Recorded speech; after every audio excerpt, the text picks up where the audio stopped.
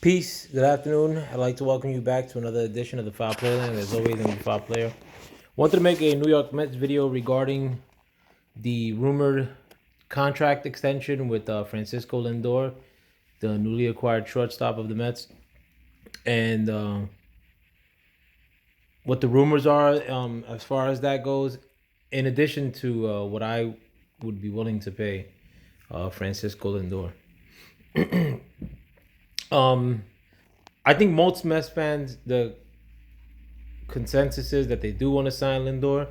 So they were optimistic about the rumors that Steve Cohen, the newly minted Met owner, went out on a dinner with Francisco Lindor, and a lot of people thought that the undertones of their conversation may have been largely based around an extension for Lindor, who's a free agent this year.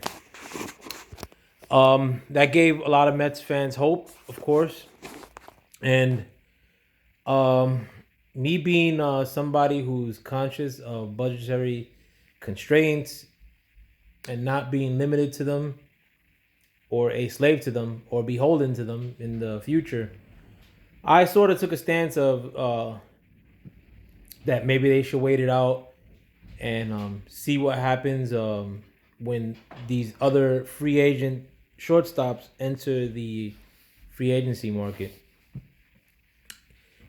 in the hopes of driving Francisco Lindor's price down. But I've rethunked that notion. Um, Seeing what Lindor's done, like in spring training. I mean, granted, it's not actual games, and it's at 80% speed.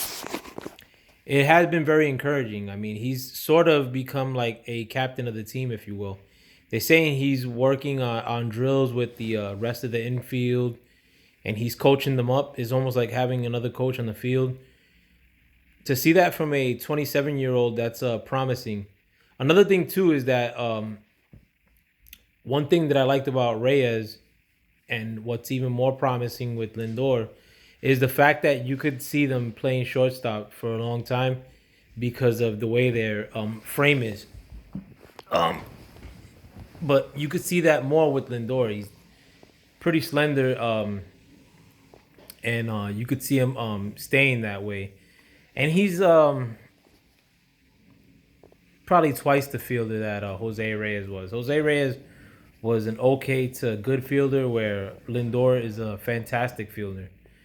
It just changes the look of the whole infield defense. I mean, like, you've seen McCann um coalesce well with the infield, but you're also seeing McNeil make a lot better plays because of where he's positioned now.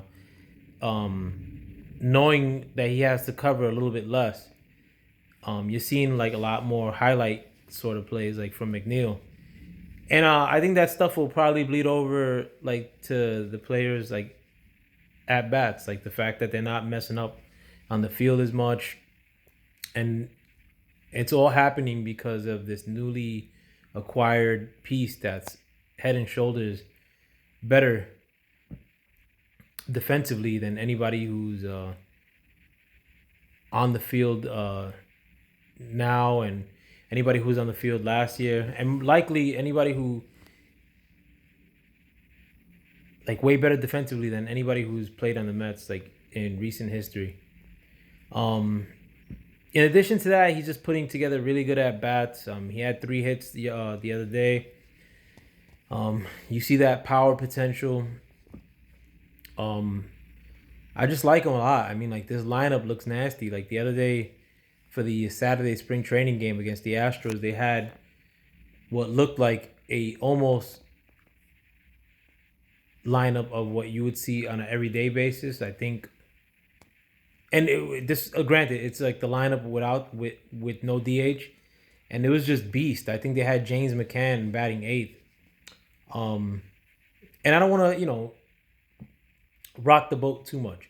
We signed McNeil, and our lineup would be the exact same for at least 2 years, and we could always add to it, um, and still maintain that true stability and elite level shortstop by making that commitment to Lindor now. Another thing too is that I think a lot of these shortstops may not make it into the free agency period. I think that Correa is not going to make it in there. Trevor Story, I'm not sure. The Rockies are cheap, but Trevor Story's not as good as Lindor. And if Trevor Story, what would he make in the open market? 250 maybe for 10 years. Um, Off the back of my head, I mean, I can't start spitting off names.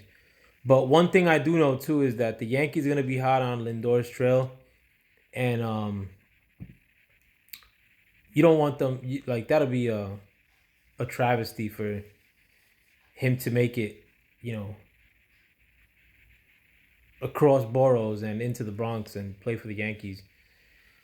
So with that, I mean, what number would I be comfortable with? According to like rumors, they already made an offer of 300 million for, I believe, 10 years. I mean, I think like I'd rather go shorter on the years. So I mean, like maybe 300 for 8 years wouldn't be that bad, and I don't know what that would equate to in as far as average per year. Maybe that's like 33 and a half. But if that doesn't get it done, I wouldn't be crying about them paying him, you know, 355 million for 10 years, which would bring the total to 35.5 per year. I'd be cool with that. I mean, you know, granted, like you do anticipate the roster staying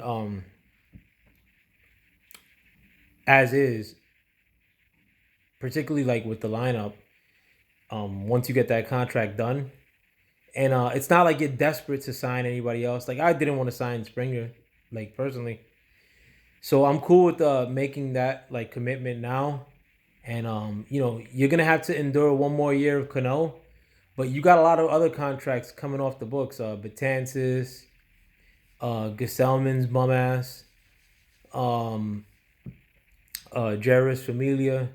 All these guys are gonna be departing, so like it could kind of like balance out the the fact that you're gonna have to pay Cano 24 million for one more year, and maybe you could work something out with Cano and try to buy him out, and maybe have another like 8 million to play with on the roster. Maybe Steve Cohen could send a few paper bags in Robinson Cano's way and give Robinson every indication that he's not going to be playing this year if he comes back unless somebody gets injured, and save that money.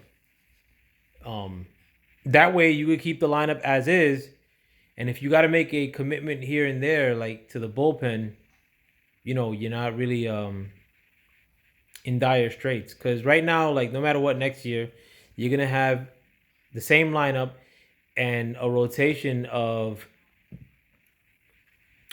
DeGrom, Carrasco. I mean, we'll see what happens with Syndergaard, and we'll see what happens with Stroman, um, and Peterson. So I mean, like yeah, I'm like thinking about it now. You may have to do a little bit more finagling than I anticipated, and you also gotta plan on what to do with Conforto. But those are like problems that aren't insurmountable, like, and that once we get there, I mean, like we'd be able to address it. But you know, getting the shortstop deal done, I'd rather do it now and not risk the whole potential venture into free agency with Lindor. He's been everything as advertised, you know, Puerto Rican player. So I mean, like he'd melt really well into this market. I mean, you could see like his potential sellability. Um, my homeboy's already planning on getting the license plates. So yeah, I would just get it done. 35 million per year, 10 years. Lock it up, Cohen. With that, I'm out. Thank you for stepping into the foul play line. Peace. I gotta get my ass to sleep.